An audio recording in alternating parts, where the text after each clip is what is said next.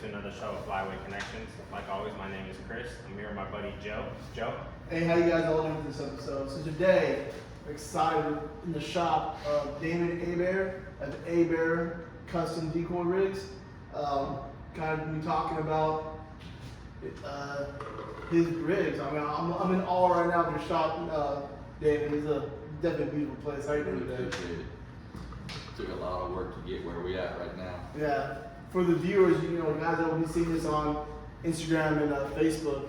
I mean, from the mounts, from his massive decoy collection, from his call collection, from the collection of paper shells you have back at probably the 1920s.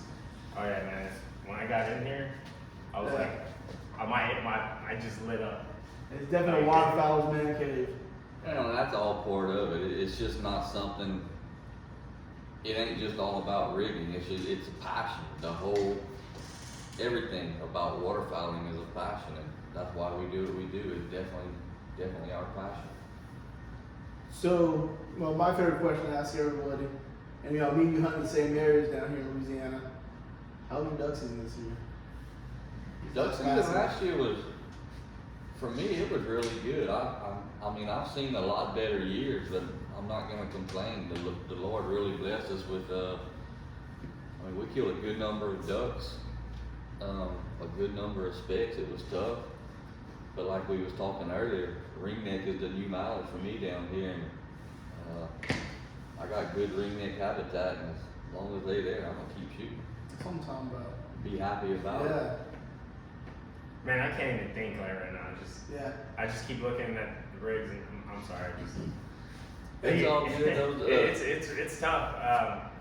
This is something that I definitely have a dream of putting in my house. Something get the birds out, rigs up, all the decoys set up. So, what kicked your passion of waterfowl? I mean, I can tell you for myself, like, yeah, I grew up in it. You know, were you and your dad and your grandfather all big waterfowlers? My dad, so I'm 47 years old, and I was born in '76, and in those times, the economy wasn't the best. My dad worked 7 days a week, 12, 16 hours every day. I can count on one hand how many times I waterfowl hunted with my dad, and it's when I was older I actually took him with me. The way I got into it, the farm we was living on, they were big duck hunters, and got to be good friends with one of the kids my age, and went duck hunting one morning. Took my dad's old 20 gauge Stevens side by side. I'm like, all right, y'all gonna have to show me how this is done. Come shooting light, nobody else had their gun loaded. Green wing teal come in, I jumped up, boom, first duck I ever killed was a great Drake green wing. Actually 3/4 of a mile right here. Yeah. Pretty much it was in my backyard at the time, and it's still pretty much in my backyard. And I've been waterfowl hunting ever since. Been chasing them hard every single year. A lot of my buddies that I grew up with hunting ducks, they done give it up. And I'm still chasing. Yeah, I know how that feels. Yeah, so it just kind of that because a little bit off me is the reason I got into it was because of this man right here, and people who hear the show they probably heard. His wife don't like it. Yeah, that's from the boat to the guns, his shotgun shells, to my kids' waders, to my waders, to decoys, to. But I love it. I mean, and we kind of talked about this earlier. It's something I feel like the kids. Really, my kids especially really enjoy, because my son, and again, my son, when I take him out deer hunting, he didn't like me telling him, you know, be quiet, don't talk. They like to joke around, and we've gone. My kids and his kids have hunted before, and they're just bantering back and forth. It's kind of like, you know, just like what buddies do. We do it in little miniature. Yeah, we just kind of It's how it sports. There's about 4 or 5 hunts a year that blind Michelle and Klondike today was made specifically for kids. We bring the kids out, it's got a little kitchen in it. Mm-hmm. Me and 3 of my buddies will go. We don't care if we shoot a duck that morning. It's for the kids. We'll cook breakfast in the blind. serve up some breakfast. We've always killed a few ducks, and it's not about killing, it's about making those kids remember how fun that was. Yeah. We try not to cram it down their throats, that way they always want to come back. Now, don't get me wrong, the viewers know I like killing ducks. But some of my most memorable duck hunts, we didn't kill them. I got into it. I shot at a duck. We didn't kill a duck. Yeah. That first time I went out, that morning, I went into his car. I was like, "Yep, bought this. I bought that." He's like, "What?" He's like, "I bought this." Yeah. Now, I think we kind of talked about this. I think there's smarter ways to do that. This is why we kind of do this, kind of educate people to get into it. Like, there's ways to go the cheaper route, but it was, man. Ever since then, I've just been hooked, and it's we've talked about it. It's like therapy to us. A lot of us. It's going. What's y'all's favorite part of the duck hunt? My favorite part of the duck hunt. I'm Like gonna say the this. thing that really, like you remember every single one of them almost.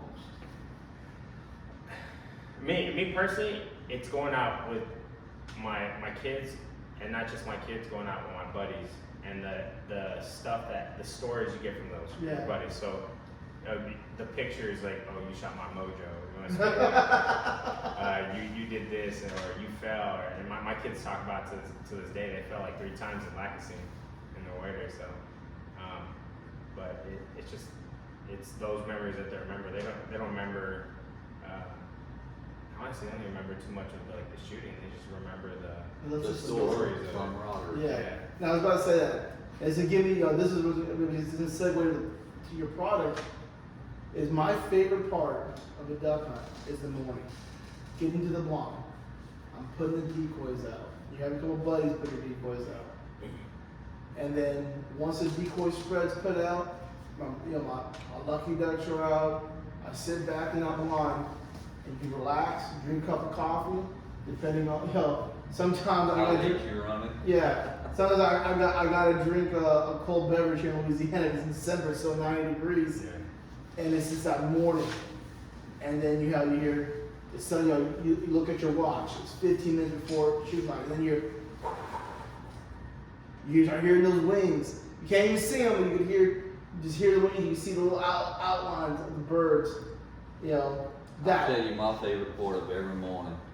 Like you saying, once you sit up and you sitting there and the sun starts peeking over and rising and you hear those wings. That is my favorite part. And a beautiful sunrise that God created. Yep.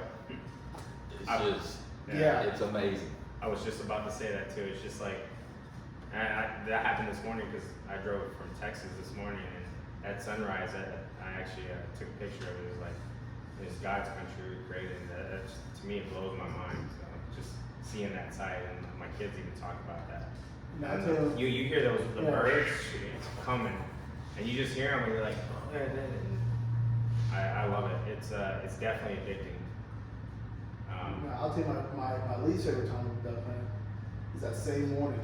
That rig. When my When rigs they are all tangled up. Yeah, and he's seen me, we can call it the Joe freak Oh out. yeah, he freaks out. It's almost like when you got siblings and you're growing up and your mom's yelling at your brother, and you try to like you're on pins and needles around your mom or your dad or whatever, and that's kind of like I went straight to be quiet mode, and when I was helping, I was like, here you go, bud. Yeah, because it was that whole mess of tangle was off of one pack of cheap. Yeah, because they wrapped around. Yeah, it was cheap weights I bought from Walmart last minute hunt. Even someone busted up. I was like, well, Walmart. I know Walmart carries some decoy rigs. And next thing I know is they're tangled up, and I'm an unhappy camper in the morning trying to untangle on a public land after we walked in a quarter mile. Yeah, I remember that because your back was hurting too, and Yeah. you were like saying some unchristian things. I was very upset. I was like, oh man. But it was a good time. But that passion you have, we all talk. It's kind of the same. It's that early morning, just you being with your buddies, your kids. If I'm hunting 90% of the time, I'm hunting with my kids, unless they're at school and my wife will let me pull them out sometimes. I get flack for that. I tell people, I go, my boy's here with me right now. On Wednesday in 2015, he's not gonna remember what he learned in class that day 30 years from now. He'll remember that duck hunt. He'll remember that duck hunt, I promise you that. Yeah. He'll remember that duck hunt. And he said, And educators out there we go. We don't, it's not, we're not promoting it. Yeah. But I agree with you. I think that, especially the generation now, kids need that. yeah, That's real life teaching. Yeah. That is. Yeah, that's stuff That's that something- that's a win and a loss. That's something you can't get out of the classroom. Not Sometimes, not- yeah. no respect, School no disrespect to schools. I'm bad with my kids. Like they gotta get, you know. I'm gonna tell y'all a story that I was in the 8th grade and I got expelled from school for spitting spitballs for 7 days. You know what I did those whole 7 days? I duck and goose on all 7 days. Like that was the best time one and only time I ever got expelled from school. And now I'm looking, trying to find out what am I gonna do next to get expelled? Yeah. So I can go duck and goose on every day. Yeah, that's insane. So how did that passion you have turn into a business for you? I was at work one night and those original rigs I showed you up there, we had bought like 30 dozen brand new decoys and I was making rigs.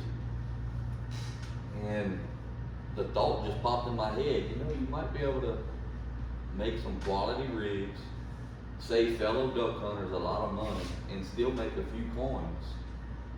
A little extra income, pay for the addiction of hunting. So I threw it on Facebook and man, like 50 people like within 10 minutes. I want 10 dozen, I want 5 dozen, I want 30 dozen. I'm like, whoa, time out. I said, I don't even know if this is feasible. It was just an idea. So I started sourcing out swivels, crimps, lead, and I started doing it. And a year later, I come across the design that we have patented. I actually come across a design. I was making them and I did it wrong, and I felt it. I'm like, oh, that ain't right. So I was gonna correct it, and I looked at it. I'm like, So I made a dozen like that. Started field testing them. Showed a few buddies. Like, man, you got to patent that. It's so different. Like, it really makes a difference. I'm like, oh man, ain't gonna get no patent on that. If you don't do it, somebody else is gonna do it. So, almost the time, if you make something and start advertising it, you've only got 1 year before you can decide to make a patent on it. And dude, I was like within 6 or 10 days. It wasn't much time. So when I decided to patent it, it was time to go with it. It was a long 2.5 year wait to see if I got a patent on it. Business was, people were ordering them like crazy. They wanted them. Reviews, 5-star reviews. Man, it's the best rig we ever used. I'm not saying my rigs are the best, but customer responses, they always come back, you know. They handmade just about all American made components, customer service. It took off from there. It just added to the passion, you know. It's a grind. If it wouldn't be for my wife, I don't know where I'd be now. She's definitely the bigger part of the backbone of it. You know, I work 14 and 14 in the oil field, so when I'm gone, she's in here she can do everything I can do in here. She keeps it going. If it wouldn't be for her, it wouldn't have got to where it is now. That's it, any successful waterfowler, a waterfowler's wife is a very special person. If you are married to a woman and she tolerates you waterfowl hunting, you need to let her stick around. You need to do whatever you can to make her stick around, because she's definitely a keeper. Because it is a different life. Coming from my background growing up, it's definitely a different lifestyle. You're a big game hunter. Big game hunters, and dove, here and there, but waterfowl is addicting, and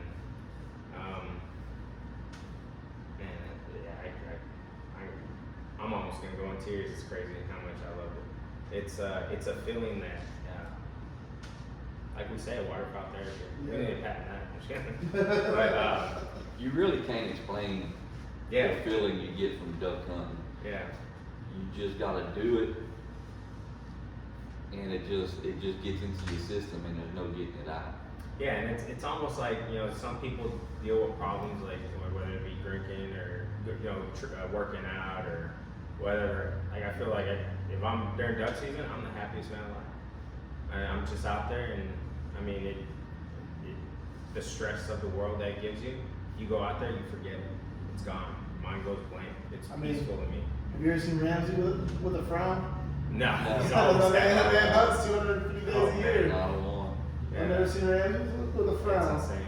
But there is something, and you're gonna find this out about me. I got ADD. I jump all over the place. You tell me to be quiet, or shut up, or slow down. But so we all went to the Delta Waterfowl Expo this last week. Mm-hmm. Oh, yeah, that's I actually had a curious question. So you got a chance to walk around? I did get a chance to walk around, not as much as I wanted. Yeah, run the booth and all. Every time I go to walk around, I had more people coming to the booth. But yeah, I did get a decent chance to walk around. So what were some things that you saw that are, you know, coming out? Not really too new, but they're pretty new. That you think that, hey, this is, I might use it this season. Blind grass is one of them. Okay. Blind grass, I mean, I'll tell you a story about blind grass. I called them 2 days before, called them on the Wednesday before the show. Said, hey, next week I'm gonna swing by. I got a 20x4 skid blind that we kill hunt out of, that I'm tired of cutting grass several times every 16 days. In a 16-day season to rebrush it and make it blend in. Mm-hmm. All right, I said, I'll be around. So I never got to meet him in person, and heck, he's 20 minutes down the road from me. Yeah. So I go all the way to Little Rock, Arkansas, and he's got a booth set up there, and I get to meet him in person, and we never figured we'd actually met in Little Rock, Arkansas when we lived 30 minutes away. Mm-hmm. I really like blind grass. It's tough, it lasts. It's realistic. Yeah. It's very realistic looking. It is gonna save me a ton of time. Another thing that I liked, Higdon come out with did y'all see that snow goose decoy they had? That snow goose decoy they had, that flapper? Yeah. I think that is a big game changer.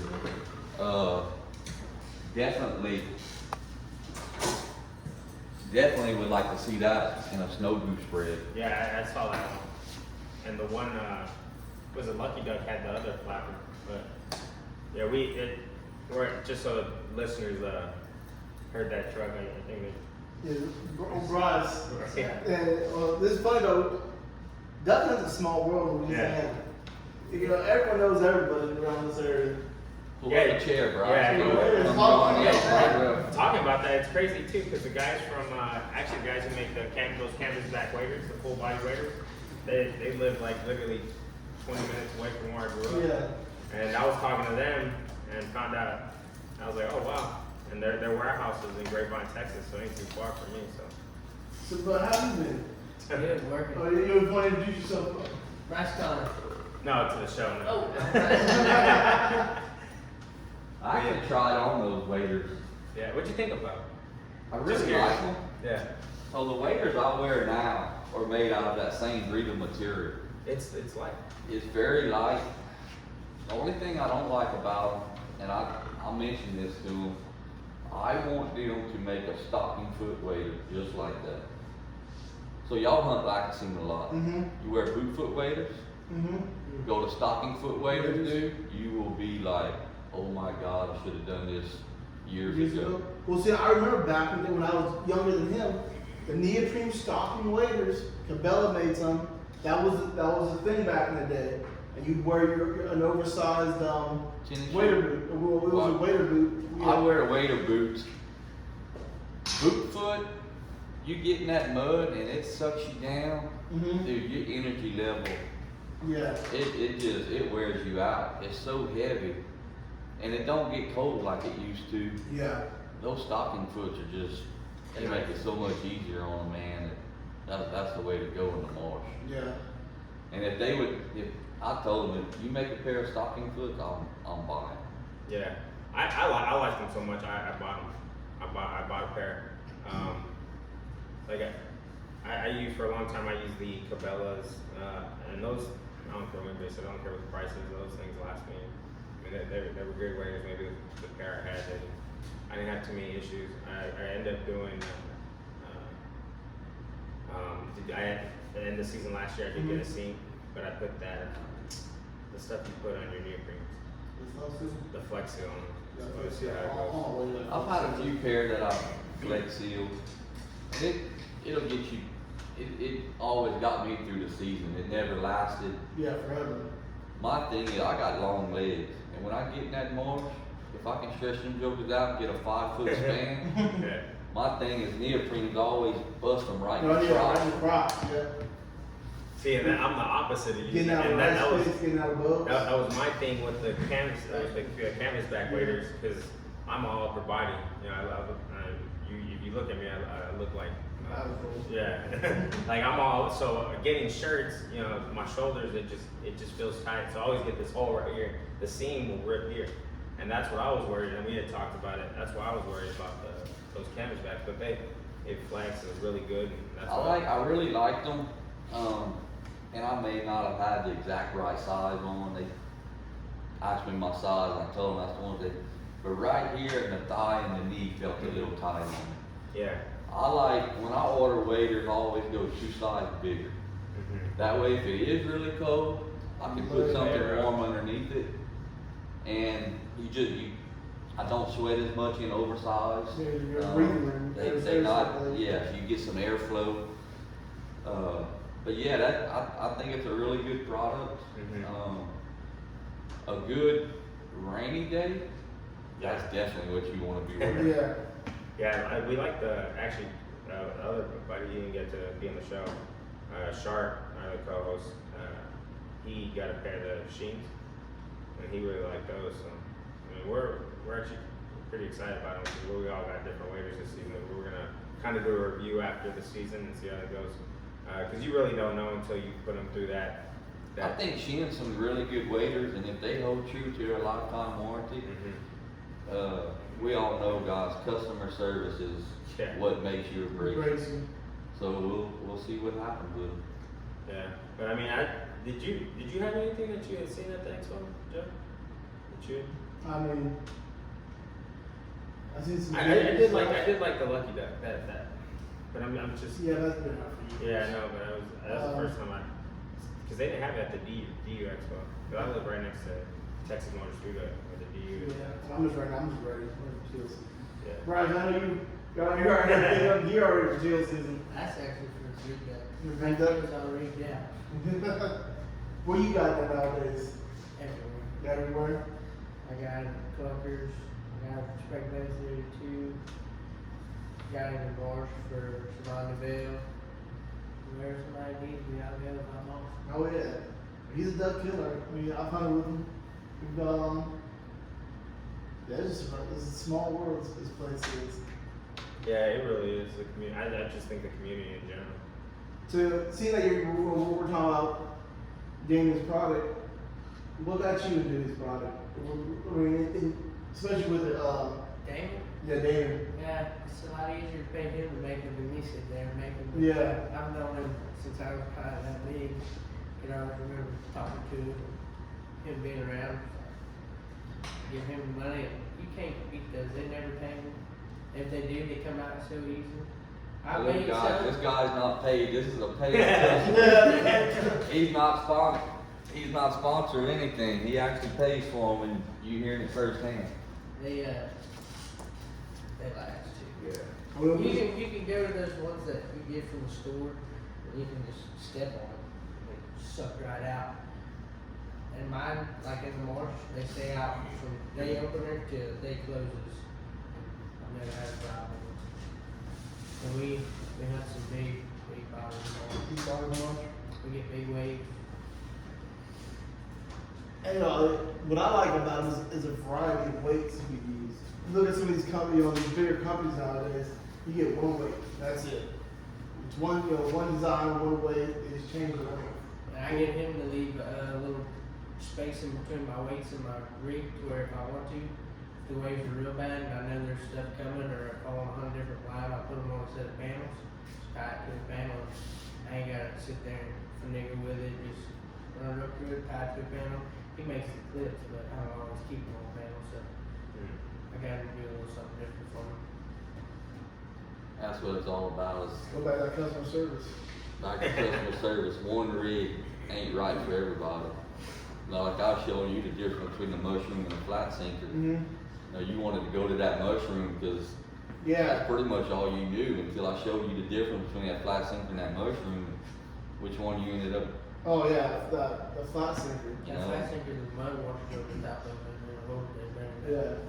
Yeah. Yeah, when you see that mushroom though, you think of a boat. Something Yeah, you that's think of heavy. anchor. Yeah, and it looks good. Then you know, he's demonstrating. I'm like, I never would have But thought you of also that. gotta think with, well, at least the ones, oh no, I guess I'm wrong, they do have some that, but most of them have the holes in it, so when it sinks up for the boat, when it Yeah. sinks, that mud goes over it. Yeah.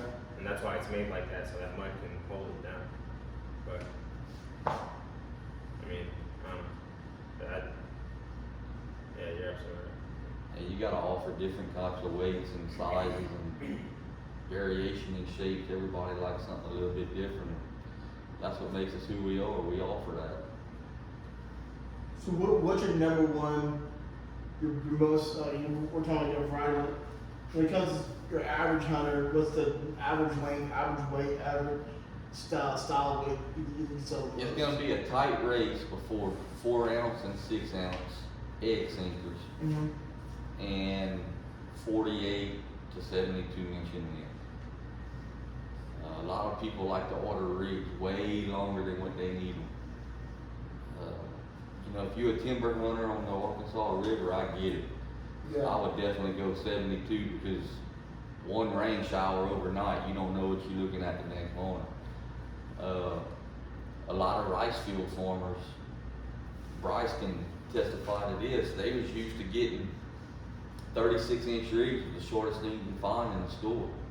And like we was talking earlier, we like to hold our water 4 or 5 inches. Yeah, water. You don't need all that extra line, you know. That's about perfect for rice field right there. Just get used to So it. an 18, 24 inch line is perfect for the rice field. And I really like running short lines. When we get cold weather, those ducks will just stack up tight and stay close to each other. You run a 36 inch line, you can't stack decoy because now they all got plastic clanking. Yeah. Those short lines, you can really stack them nice and tight and you're not gonna have all that clanking, and now you're looking like real ducks when it's cold. Yeah. And I mean, there ain't very many decoy rig companies that offer 18 and 24 inch lines. They starting to catch on, but there's been a pioneer to that. They're starting to see. That's just like all the different colors all Oh, yeah. If you look, and I'm not bragging God by any means, but if you look when I started in business and when I started offering coated different color lines, when all these other majors started offering different color lines about 1.5 years, 2 years later, I called hell over those colored lines. Mm-hmm. Oh, ducks are gonna see that in the water. And everybody has their beliefs. Yeah. But I'm here to tell you, if a duck can see a red line in clear water, You you should have done busted him. Yeah. He should have been dead a long time ago. I've got drone photos in crystal clear 3-inch rice field water of every single one of those colors, and I promise you, from 50 feet up, it's almost invincible. Yeah. Like, so yeah, and that's a system, you know. We all duck hunters in here. We all run the same decoy. Yep. He's got black, he's got green, you got blue, he's got red, and I got clear. He likes to shoot ducks on the water and sing decoys. That ain't no lie. You just happen to have red decoy line and all your decoys are shot. Sorry, buddy. You know exactly who decoys they are now. You know, and back in the day, we used to paint them or put our name on them after the end of the season. That was all gone. Yeah. Now you can order a different colored line. You know who it is. Yeah, it makes it a whole lot easier. Yeah, Spray on that mark, you start getting marbles and everything on that rock swap. We get a line, like a green, that's green in my cable, we get a green film on the decoys every year. I just wish we did. Y'all ever wash y'all decoys? Mm-hmm. Like with a brush? Mm-hmm. He does most of the washing. It's funny. I've posted several videos of that on social media, and the people are like, man, that takes way too much work. It lasts, I mean, well, it lasts the same way. I've got decoys. Look better, I've got decoys that are probably going on, I'd say 12 seasons on, yeah. and they still look, I ain't gonna tell you they look new, but they are in very Good condition. good condition. Yeah, I'll take Dawn dish soap. That's what I use. I use D-Works toilet bowl cleaner. Really? So, especially on my drakes, I cannot stand a pintail or a spoonbill that's white Yeah.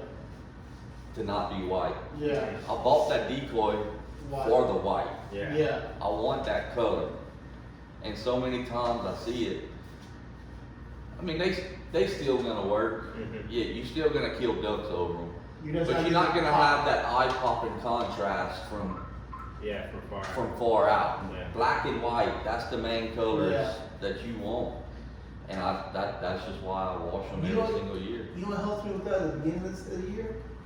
Is flat, no gloss, clear enamel. I'll spray my decoys with it. I'll spray them, I'll probably do 2 coats of it. Let them dry in the sun. Just to protect it from sticking. And it's from that green film. That green film doesn't stick. You know, somebody, that green film gets that pores to the plastic. Yeah, no, it's a rattle can, clear, and it's a clear, flat enamel. No, I mean, it doesn't put any extra shine on it or nothing. I just like keeping them clean. Seen a guy restore some spray weather decoys that way. They were faded, Mm-hmm. but he didn't use, he used like a mat and, You know, phone? popped them back to, the way they look. Thank free. I think I got a video. Yeah, that's what I've been doing these last couple of days or like weeks. All my special ability decoys, repainting them and redoing all that. See, I'm not gonna lie, I'm pretty bad at that. I end up doing it last minute. But I'll tell y'all another little trick. So, we store all of our decoys on the farm. It's just a wing on the shop, and the spider webs and dirt daubers mainly. They like to get up in the neck of the decoy. You wash them, and now you hang them, and now you go to deploy them, and you got this big old wad of dirt, and you knock it off, and you get a big old dirt spot. I learned about 3 years ago, just had an idea pop in my head. Took a 50, like a 40-gallon trash bag, a real big, heavy-duty trash bag, and unfold it in half and take a pair of scissors and cut a triangle right in the center. Run the carabiner through there, drape the trash bag over it. I got a cable I ran from pole to pole with a buckle to tighten it up. yeah. Hang them on there, tie them out at the top of the trash bag and at the bottom of the trash bag. Now nothing can get in there. Come duck season, they look, they nice and clean, no dust, no dirt, no cobwebs, ready to go. And you said you cut a hole right in the middle of it, and that's to put the decoys. Yeah, so how the trash bag comes folded up, most of them are folded in 2. Unfolded in half, where it's just half of the trash bag. Then at the bottom, right in the middle, just cut a triangle. And now you got a hole right in the middle. You run your carabiner through it, run it down your line, tie a knot top and bottom. Yeah, Keeps the spiders and dirt daubers out. I'm gonna do that. And it's cheap. Yeah. Get the dollar store brand. Yeah. spend $15 on trash bags, and now you don't have to rewash decoys. Well, that's what I'm doing, so I don't have to rewatch decoys. Yeah. I'm bad. I'll do it. Other stuff, I'm bad at that. I mean, wait. Everybody has that thing that they're bad at. What do you think you're bad at? My shot, man. I ain't gonna lie. Scouting. Yeah. I work. I mean, I don't have Yeah. time to. When I was in the army, I didn't have time, and now, you know, I retired out of the army and stayed with government contracting. Yeah. Good for you. Good for you. That even takes more of my time Yeah. now. I put my DoD contract. I put my suit up and. Yeah, but It's yeah, my shop is bad. You have something? You seem pretty squared away. Yeah, it's immaculate. Yeah. This place is. There's things I'm bad at. I'm bad at devoting time in certain places where I need to. Mainly family, and that's something I've learned with this business. So, the first year I was in business wasn't too bad. The second year, I'd be laying in bed at night and somebody would message me 11:30 at night, hey man, I need 5 dozen. And they'd pay and order and pay right there. I'd get out of bed and come make those 5 dollars. I could not stand the order to be on my books. Yeah. Like, I gotta ship it tomorrow. It's gotta get out of here. And over time, I learned that I cannot keep everybody happy every single day. It's just, it's Yeah. too much.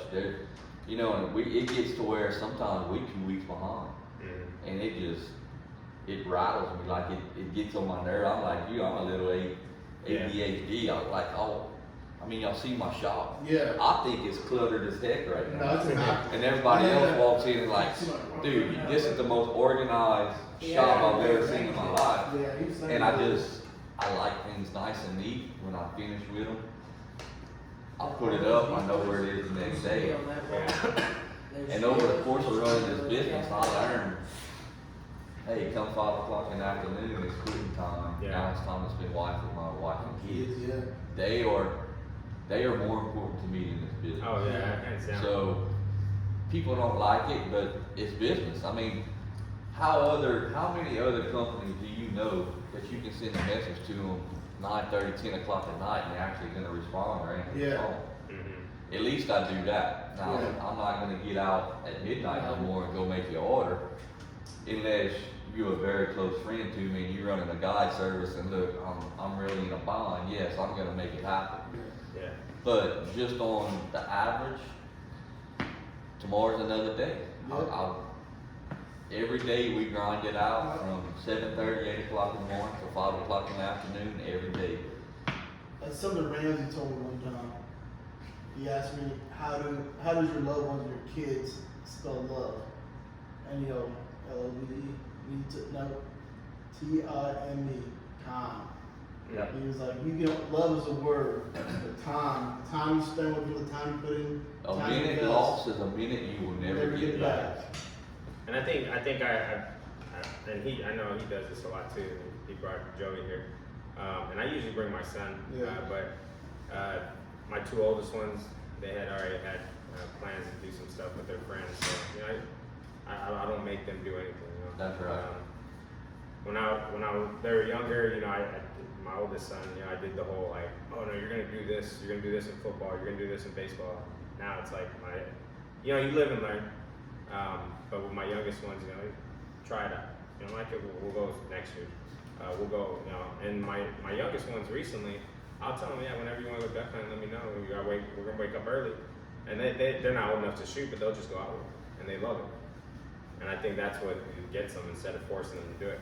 And then I'll tell them, I'll wake them up. So you still want to go? No? Okay, go back to bed.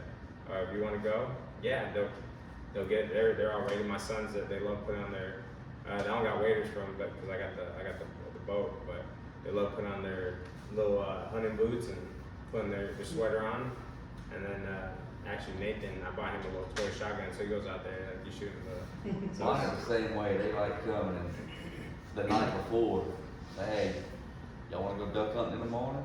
Oh yeah. All right, go get all y'all's clothes ready, laid out, nowhere, and I'll go wake them and hey, you still coming? And I can count on one hand how many times they went back to sleep. They throw spring right out of bed. Now on school morning it's totally different. They won't get out of bed. The same thing at work. work too. We Yeah. going hunting or fishing, they Yeah. getting up. Yeah, I think Damien, he started just wearing his stuff. That's Yeah. right. My Yeah, he grandfather just wears took his out he where just we wears go his with. stuff and Yeah, goes I'd to wear my clothes and I'd beat him up. He won't beat me up. Yeah, he'll just wear his stuff out and get him up. He's usually the one that he'll want to go but then doesn't want to go. It's like Yeah, at the last minute. my daughter, she'll go. She likes going. You got some little ones down, Bryce? Yep, I got a little boy, one on the way. He'll be here in a couple weeks. Yeah, yeah. Oh man, congratulations. Thank you. It's the first? Yes, sir. Oh man, get ready. We got one already there. I got He's a mine. handful too. That's hilarious. He's he, a likes, he likes to shoot stuff and burn stuff. Sounds I like tell you, the hardest part when people, that's with the older kids. That's with the boys. I got all the boys, and I have another boy on the way. He's gonna be here in October. Everything. The babies are the hardest ones. Nah. It's trying to keep them alive from the age of 10 to 18. Yeah. Some people go, what are you doing? Don't do that. Don't burn that. Don't shoot that. Yeah. You know that can kill you, right? I will say I agree, but I think with Nathan, he's the one that he'll jump off the dresser. Yeah. And he's about to be 4. His birthday's actually next week, and he does. It just blows my mind. I don't know why he does it. He'll jump off a dresser. He'll jump from one coffee table to the next, and he just parkouring in my house. Like, what are you doing, boy? Like, stop! Your mom's gonna kill me. I can't tell you how many nosebleeds he's already done got. How many just knots he's gotten on his head. Like, he's gonna have a football head here soon. So, and but I mean, he just doesn't learn. He just loves doing it. He just loves You know, what's fun is we sitting here talking about our kids. We were the the same same Our parents used to tell us, Yeah. "Hey, you don't need to be doing that. Yeah. It's gonna hurt you." It's payback. Oh yeah, yeah. It was. I think for us was when I was a kid. It was like, I guess wrestling in the late '80s, early '90s was like a big thing. So Yeah. WCW, Yeah. It was. And, I got some stories to go. Oh with yeah. that. We used to just each other power bomb, and my older cousins, because I was the smallest one, they picked me up and just throw me like a rag doll, like, knock the wind at me, and you get that. And then There was 3 boys and 2 girls in my family. And my 2 youngest brothers, we all had single beds in one room, so we put them all together, and that would be our wrestling. I knew that's where we were going. I body slammed my brother my middle brother one day and broke his collarbone. Oh wow. I got my butt tore up. Yeah. Oh yeah. It wasn't a week later. We was wrestling again and I dropped him. Flew off the bed and his head hit the dresser and put a big old gash in his forehead. Mom brought him to the doctor. He had to get 3 stitches and he had a concussion. Yeah.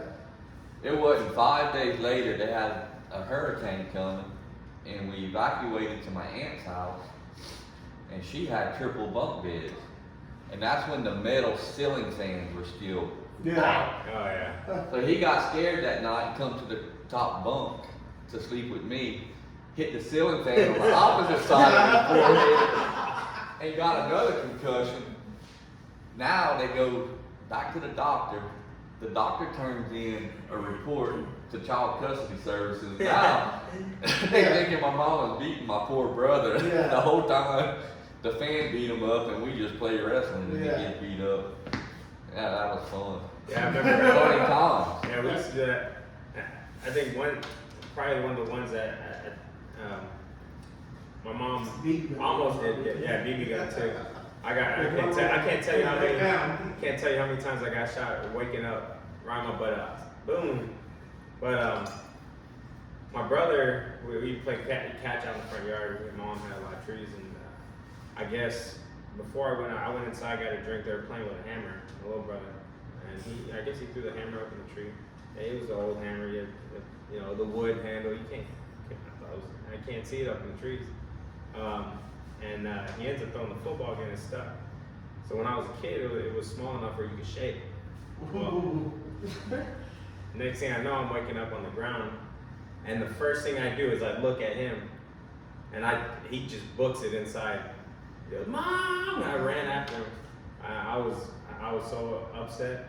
And then what made it even worse is I had to go to school for 2 weeks with a horn, and everybody's asking me what happened. Like, it's just, and it was the biggest awkward horn I ever got in my life. It was a horn, and I remember because they were like, you look like a retarded unicorn, because it was like it was offset, and it was rough, but I got him back. I'll save that story for offline to figure out what I did to him. But yeah, it's crazy what you go through when you're a kid. Like you said, we all did it. It's insane. Now, what got you in the decoy collection? We're all talking. Yeah. So 3 or 4 years ago, the first guided hunt I ever went on was in Kansas. And calling in ducks, and the guide's dad, which he helps guide too, like, man, that call sounds really good. What is it? He said it's a Primo's acrylic winch. I wish I could find more. Like, The acrylic winch. you can't find them nowhere. Yeah. I bought it at a store in Port Barry. They had 6 of them. I wish I'd have bought all 6. He said, he said, I might have some in the church. I just kind of let it go in one ear, not the other. I'm thinking, man, the church, what's this guy gonna try to do when I get to try to talk me into going to church more, or, preach Jesus down to me? And I'm that kind of guy. I just kind of let things go, and then when I need to step up and stand my ground, I do, and I'm pretty easy going. So we get back to the lodge, and everybody kind of settles in, and we clean birds, and they visiting. Let's go see if we can find that call in the church. So I didn't know, but the whole time, he owns a house. He owns a whole city block. It's his house and the lodge, and on the corner is an old church house. I didn't know the church house wasn't in business no more. Yeah. The church house built and moved on, and he bought the church house as storage. Yeah. Y'all ever watched American Pickers? Yeah. Dude, we go in this church house, and it's just like American Pickers. There is some of everything. Clothes, old 45 records, vinyl records, old baseball, just anything. The only thing they didn't have in there was automobiles. Yeah. So we go through this maze of all this stuff, and one whole back corner is nothing but waterfowl stuff. I immediately, like, when you walk in my shop, like, oh my God, I'm in heaven. Yeah. Old antique decoys, antique goose decoys, just a bunch of old, neat hunting stuff. So, you remember the old wood suitcases? Yeah. They were like 2.5 foot long, 18, 20 inches deep. Mm-hmm. We used to get on them and ride them down with scare cases of 2 hours. Yeah. He pulls out one of these full of duck calls. Oh wow. That old oak that's in there, that's where it come from. Oh nice. So we went through there and didn't have one. So there's a few old calls in there that I tried getting from in the first year. So what about this one? Is this something you let go? Dude, just like American Pickers, I'm telling you. No, I don't think I can let that one go. So ended up leaving with one duck call that year. All right, that's a story. I went back the following year. Well, the following year, I remembered some of the old decoys he had in there. And some of these decoys, they sell them in lots. You gotta buy the whole lot or nothing. I'm like, that's good. I like keeping a pair of every one. So I'll keep a pair, the rest I'll throw back on eBay or Facebook Marketplace, and I'll just get my money back. I won't make no money. I wanted one pair, and I'll pass them on to somebody else. So I got a few decoys, and I remembered what he had and didn't have. So some of the extras, I brought them with me on the second trip. And we did some horse trading. Yeah. And I started thinking, all the decoys you see in here is from the 70s and 80s era. My era when I started waterfowl. Yeah. So what you see is when I started waterfowl hunting, this is what we had back in the day. Yeah. The people that had G&H decoys back in the day was the rich people. Yeah. That was the decoy, that was like the most up-to-date, sought-after decoys back in the day. So that's what started my passion for these antique decoys. Yeah, I think the big decoys we ran back in the early 90s when I started hunting was those deeks. The rubber, those hard rubber deeks. The hard ones or the inflatable? Well, the inflatable one, but they were that thicker rubber. Yes, I've got several of them. Actually, I've got a bunch of extra ones if y'all want some for a collection. Oh yeah. I've got quite a few of them extra. Oh yeah. I think quite a few. You're like 20 something. I'm 22 in October. Oh, Man. man. It's better. And them coming back then was a lot different. Because what would happen with those is they would sun rot all the time. And when they would sun rot, there was no way you could fix them. Never done it. Oh yeah, they start cracking. Kelly, you know those slime bells start cracking on the bottom right before the kill? Oh wow. That's them right there. Yep, that's them. Yep, you have them right here. I don't know if you know this, but this thing right here, if you pull it out, Yeah. we let the air out. It's a valve. Push it in. Store. Yeah. I remember that's what we used in the rice fields back in California.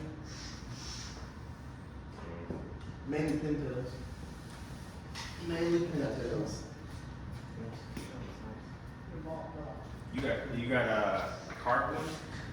I do have a few wooden carved ones.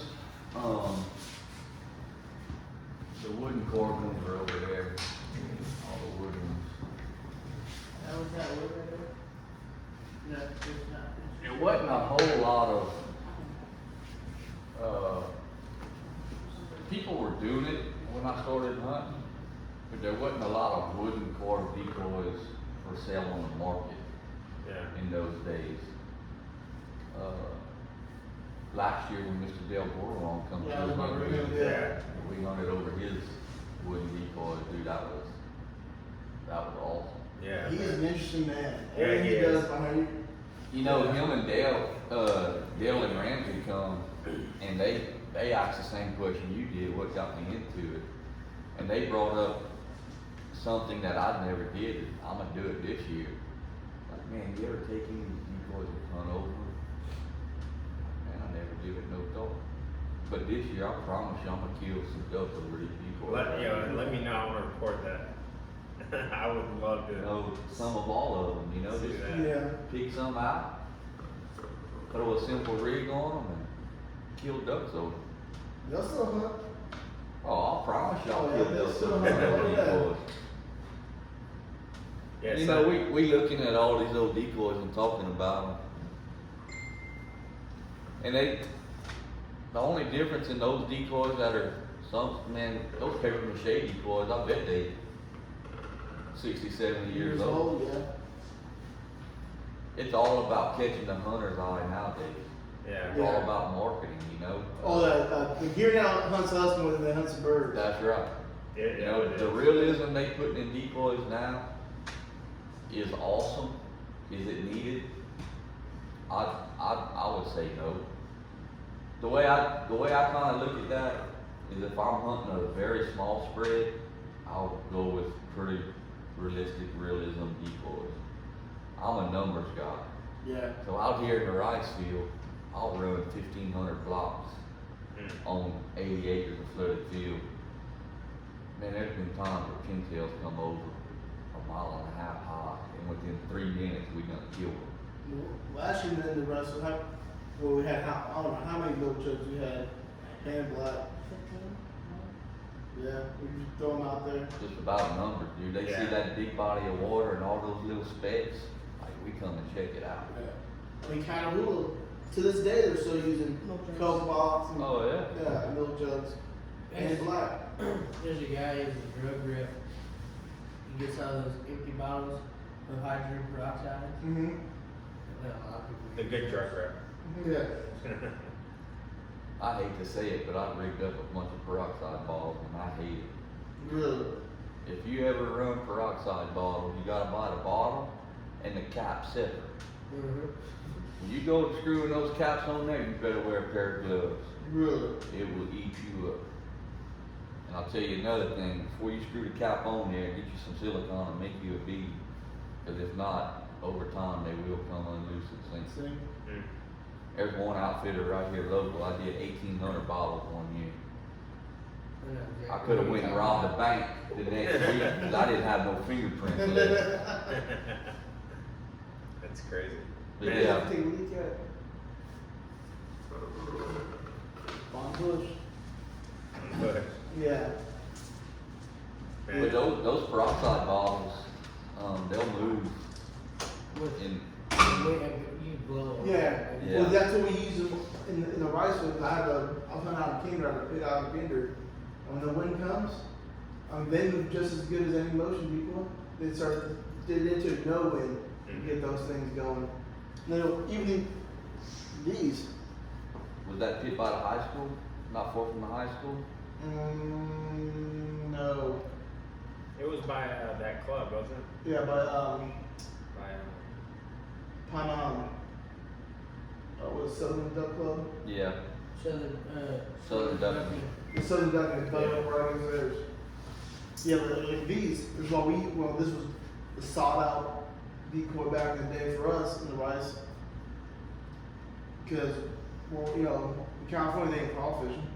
So we had what we used to call toe wire. It wasn't packed. The highest level might have been just a calf height, but these are so light that as little to no wind, it would just start Moving. going. Yeah. The only issue was you had to keep them indoors because they would rot.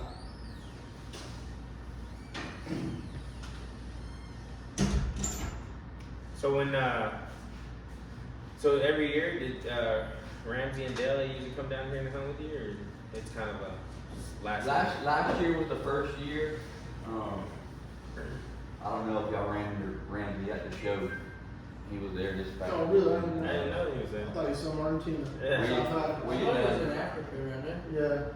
we had done made plans already that they do plan on coming back. Mhm. We ain't settled the dates yet, but we trying to get it to where he comes back every year. No Ramsey. That's the start of Ramsey's season every year, is teal season. Yeah, Hebert. Normally he'll start in Venice, and that just starts the trail teal season all the way up the coast. And then by that time, North and South Dakota is starting to open up. He'll head up there and he's kind of working his way down. Pilgrimage. You ran from Venice all the way to El Campo. Yeah. El Campo was really good last year. See, I never hunted El Hunted Campo. over there. That's where that MWR might be hunting at this year. Yeah. By El Campo. So I'm gonna hunt over there all this Texas teal this season. I forgot what the JP told me. JP from Duck Camp Dinners. He's the one that told me because he lives down there in Texas now. So he was telling me like, Hmm? Yeah. Yeah, I was gonna ask. Them Texas boys are hurting right now, man. They No water. no oh yeah, water. that's right. I was They're talking. cutting water off of rice fields right now, and they transferring it from the rice fields to duck ponds, Well, hoping they have enough water. yeah, I was talking to where I went to get all the marine necks last year. Them ponds they're just going. But the thing about why it's so scarce for them, a lot of those farm ponds, they're water source for cattle or water Right. source. So that's what's hurting them. The cows right now. Yeah, the cattle They're are hurting. buying beef from us down here. Yeah, it's, People down here for what you give $20 here for, they're giving $60, Oh, yeah. and they're hauling it over there. oh yeah, they're hurting. One of the ranchers where I work at has he has five watering holes for his cattle on a 1,500 acre ranch, and for probably talked to him in February, and he had to lower his pumps 500 feet to get back in the water table just so he could water his cows. Yeah, it's rough, especially down right now. What's going on with I would say all of Texas really. It's crazy because I was talking to him and there's California's in that position too. yeah. It's crazy. Yeah, it's crazy. I mean, I don't know. I kind of think it might be a good thing for us down south, boy. Yeah, I was thinking the same thing. Someone was saying we were talking about at church, and they said, and they were talking about water levels. And in my head, I was like, oh, guess what? My Might pitch, get some ducks. yeah, my pitch are gonna have water, no matter what. This is just my prediction for this year. I don't know if y'all noticed the weather pattern change this year alone. Yeah, So normally come around about the middle of the end of March, Bryce, we get a big flood. Mm-hmm. It's been like that for the past 8 or 10 years. yeah. Normally we'll have a very wet spring, which I wouldn't call it spring. We go straight from winter to summer. Summer, yeah. Not This as year- hot summer. This year we actually had a spring. Mm-hmm. Like the humidity, it stayed very comfortable and nice. I would say all the way probably the first or second week of April until our humidity hit in, which is really, man, I can remember times in February where it's 90 degrees and humid, 7 o'clock in the morning, you're already soaking wet. This year we actually had a spring. Summer came in and it was dry. The last dry summer I can remember was around 2008, 2009. I'm thinking this year we're gonna have a wet and cold winter. And they already predicting above average snowfall all the way down to Arkansas. That's their prediction. Yeah. If that happens, Down here, if that happens, Louisiana's back in the hot seat. yeah. Yeah. I mean, hopefully it gets like that down in Texas. That kind of always optimistic. Though. Every year we talk about. It may or may not happen. I can guarantee you one thing. Whether we have ducks or not, I'm still chasing. Oh yeah. Every morning I get Yeah. that line. I don't care if I gotta shoot wood though. I'm on 12 days a month, and every one of them 12 days. Yeah. I mean, I'll shoot with that regardless. Yeah. It's like, I shoot coots. Hey, Sorry. you ever took a gizzard out of that, made a gumbo? Yeah.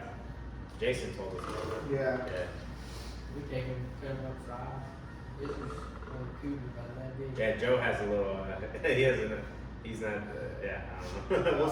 We'll see if we get him this season to eat coot. Well, here's the thing. I thought we see how the What's the podcast goes. difference? So when they shoot coots, first thing in the morning, try and shoot coots. We're not shooting coots until 10 o'clock.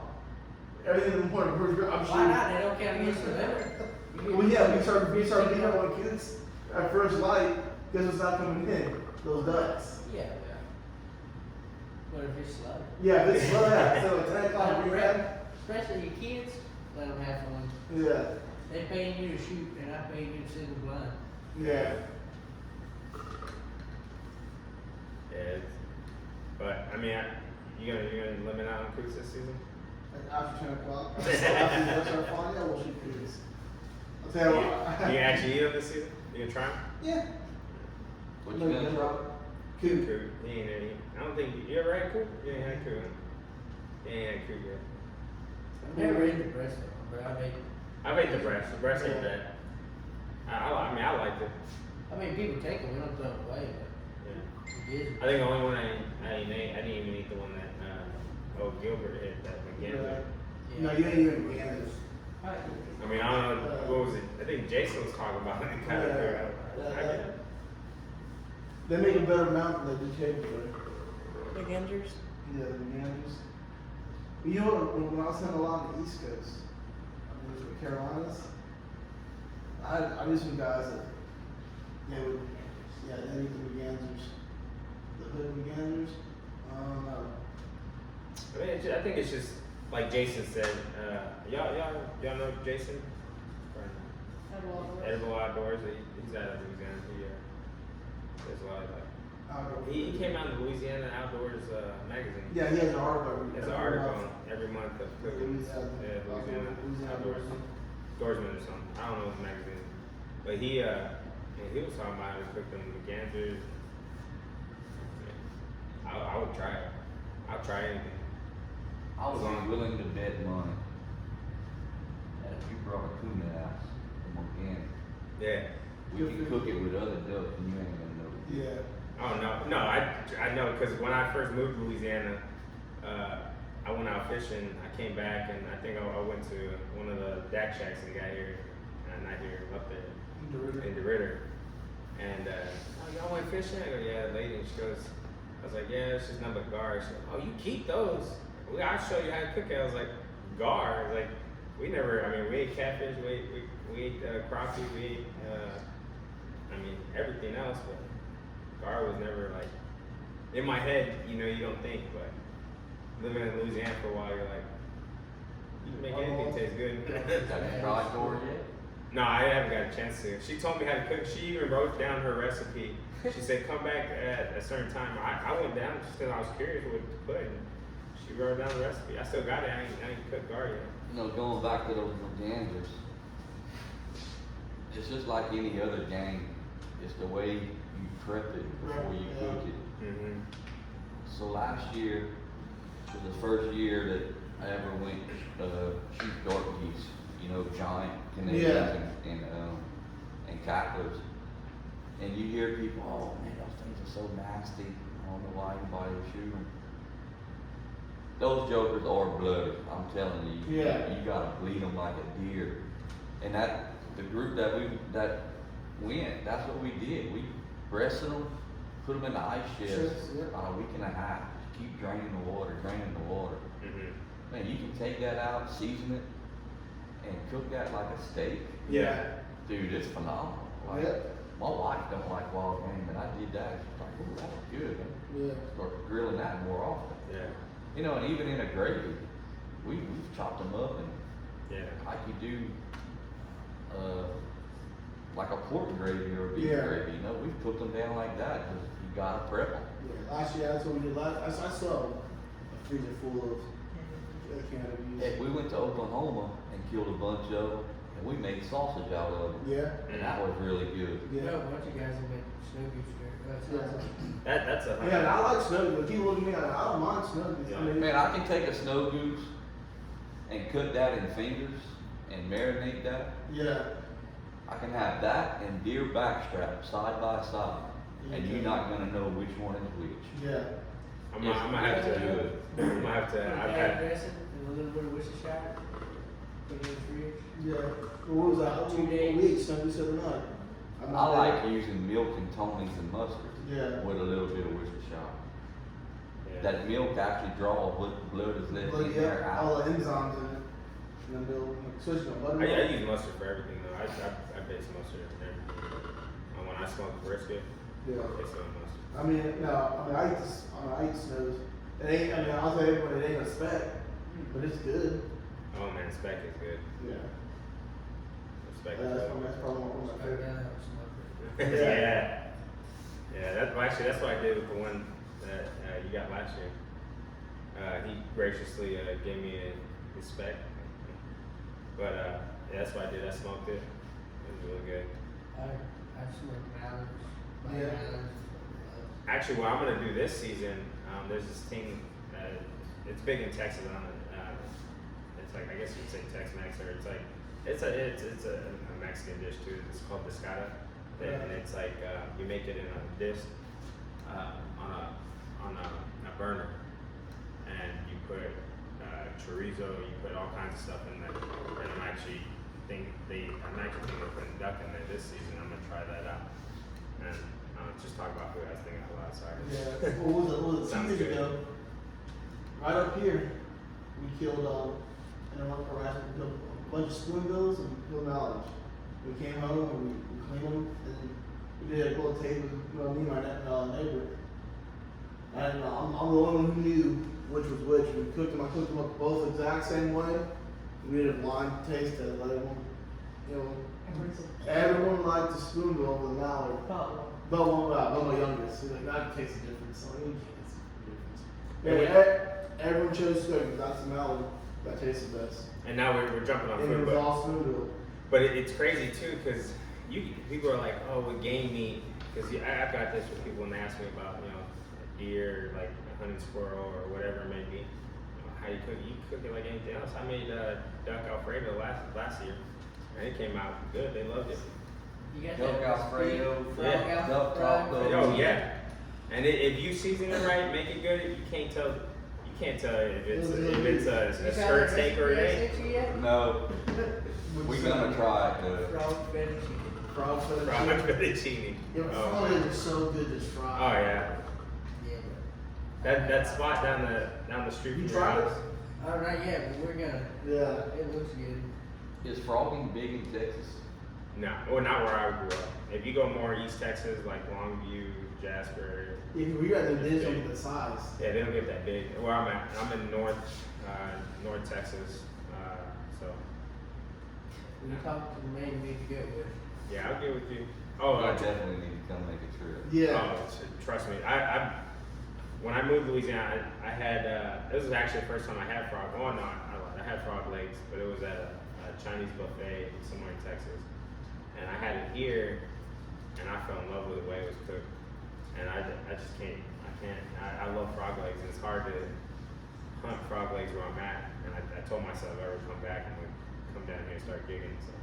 And you don't have to get wet with him. I thought he was full of shit one day. You come just like you are. I'm serious. Okay. He'll drive you up on the side by side. You put the net over. He's got a custom net. Put the net over top of it, and you hand him the net, and he'll put it in a bag, and you never move it. He just keeps driving. And I thought he was full of shit because we've always Oh, I definitely. Yeah. tennis shoes and shorts. When's the best We time have to do fun. that? To get them? June. June? I'm definitely gonna make a trip. Yeah. So I went, what's today? Today's Friday. Went Wednesday night and we caught 50 in about an hour and 45 minutes. And that's slow. Mm-hmm. This time of the year, water getting really low in the crawfish ponds. It just, the water gets hot, starts getting stagnant. They don't like that. They like nice, cool, fresh water. So where do they go at once? Canals, some rice fields still have water in them. Mm-hmm. You know, rice fields nice and shaded over. Typically cooler water. They'll move in those rice fields. Yeah, I definitely got to do that. Now, another month from now, if we still have water in the crawfish ponds, and we get some good rain, which we've been getting the last couple of days, Yeah. it'll get right again in those crawfish ponds. Well, it's supposed to get some rain this whole week, I think, right? Yeah, this whole week's supposed to rain. I mowed around crawfish ponds 2 days ago, and we got 4 inches of rain. Yes. So this weekend probably might be a couple more hundred frogs out there. But this, no joke, you go 10 minutes that way to the interstate and it goes to shit. Right here in this area. I mean, Second by- I feel like it's just a lot of places too, because I mean, growing up we saw frogs, but when I moved to Louisiana and moved in the area, like, you see it, they're like Look, this is what a small, like a cat. No, I'm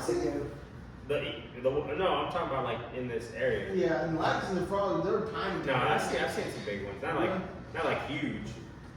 That was in this area a month ago. Oh yeah. 136. And he catches 236. And that's on a slow day. So, talking about this area of duck hunting, right? I grew up hunting the rice fields. We're all rice hunters. And when I started this show, when you talk to people who don't really hunt or they talk about their dream hunts, everyone's always talking about Arkansas and that timber hunt, right? No one ever goes, let's go to a rice pit and hunt the rice field. To me, I've hunted Arkansas. I've taken them to Arkansas. Our favorite thing, I love the rice pits. But in the last, hunting the rice pits in California, Arkansas, down here, I've never hunted them anywhere else. In the rice fields. There's a little bit of changes. And talking to Bill, you, and everyone else, what's changed with the rice field and the rice pits down here in the last 15 years. Nobody holds water on all year. There's several things that changed. So, crawfish industry got big down here. And Rice isn't worth no money. Farmers make their money on crawfish. So when all this no-till started, Bryce, you can go along with this. When no-till started, we still had a bunch of ducks and crawfish ponds. I used to kill the piss out of them in the crawfish pond. Now it made it tough to hunt because you had fresh pulled levees. There was nowhere to hide. I'm like, how am I going to get to those ducks? I mean, there'd be thousands of ducks in there. There's nowhere to hide. Where are you going to hide? And then it clicked in my head one day. So I made a table, a short table. It was about 18, 20 inches tall. And I put a lay down blind on it. Just about any crawfish pond you go to in October, November, December, and January, you're going to see muskrat ducks in it. Yeah. All over the place. So I grass that thing up just like a muskrat duck.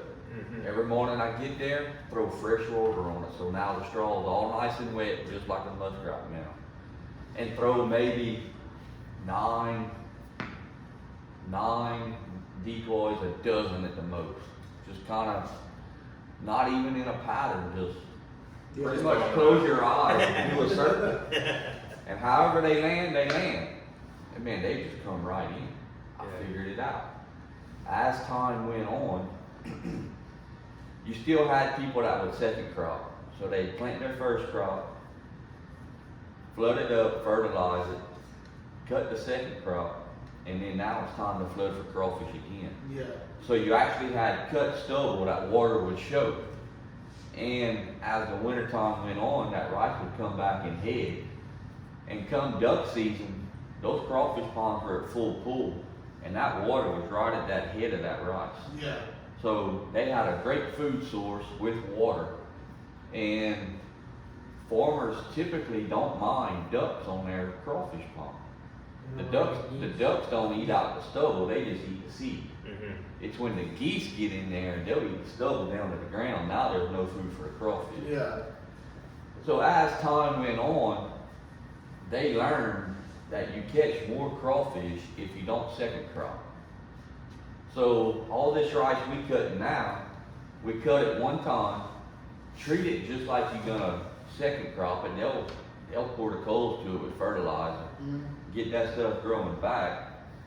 So now by the time ducks start migrating here, that rice is back knee high, waist high. And come the end of September, we'll normally put the first flood on it, which ain't but about 2 or 3 inches deep, just to keep that ground moist to make those crawfish start coming up. So by the time ducks migrate here, that rice is so tall, it may have 18 inches of water on it, but you can't see the water. Yeah. They don't, there's nothing in there for them. They can't see the water. The rice is so tall that they can't get to it. They bypass it. And if the geese get in there, they shoot them out. I mean, when they start circling, they go in under them and shoot them out. So over time, that's what eventually caught up to us, is why a lot of waterfowl don't come here no more. Which we still get a lot of waterfowl in the state. Yeah. I mean, the harvest numbers show that. Another big thing that hurt us is sugarcane. Sugarcane got real popular. They run the capital and all that. Vermilion Parish, Acadia Parish, you know, that used to all be rice fields back in the day, and wintered a lot of waterfowl. And the sugar industry, sugar's worth money now. Yeah. And that, I mean, the farmers swap to it. They just trying to make a living like everybody else. Yeah, I know. You got the food to tell somebody. Yeah, that was a conversation you actually brought up. We had brought up about the whole, but I mean, you're right. You got to make a living. Another big thing is in the early 90s, they had organizations that would actually pay farmers to flood every acre they could flood to winter waterfowl, and those programs aren't in place like they were back then. You know, they kind of moved up north because that's kind of where waterfowl winter now. Yeah. I'm not gonna say I don't think winter affects the migration. I can remember a bunch of years we stroked them in short pants and Crocs. Yeah. I mean, it was phenomenal seasons. Now it was hot as heck, but I wasn't big into it then, and can recall what was the winter like up north. Yeah. I don't have that data. Now I know people do have that data, and I can go back and look it up, but I don't know. There's so much has changed in Louisiana that really not in our favor. It's crazy how much that conversation has, and it's like everybody has like their theory and their idea, and then it kind of goes to the same concept. Like, why move? You know, the food that. Well, then you look at the geese problem. Yeah. Geese is soared in the last. Oh yeah.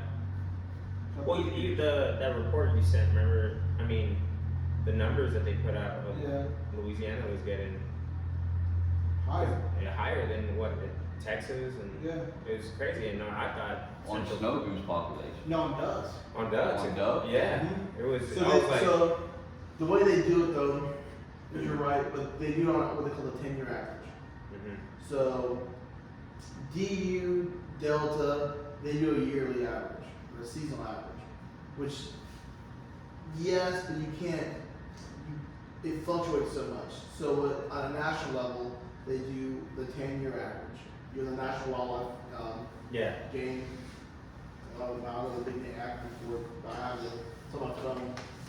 They do a 10-year average. 10-year average, yes. In the last 10 years, how many ducks were harvested in Louisiana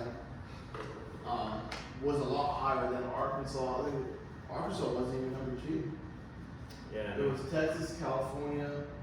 I need to look again. Was Louisiana? No, it was Louisiana, California, and it was either Texas, Arkansas, or Arkansas, No, Texas. it was Texas, Arkansas. Yeah. Which blew my mind because, I mean, I feel personally, and again, I didn't grow up hunting waterfowl, and I had buddies that grew up hunting waterfowl, but it was like,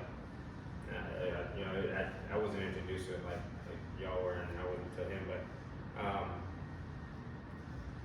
talking to the older generation that still hunt the areas I hunt, they talk about like it actually going down in Texas from what they remember, and places where I'm hunting at now. A lot of it is also just structured. They're building a lot more in the Dallas Fort Worth, North in the Texas area. And you see, that's another big thing here, is there's subdivisions going up everywhere that used to be rice fields.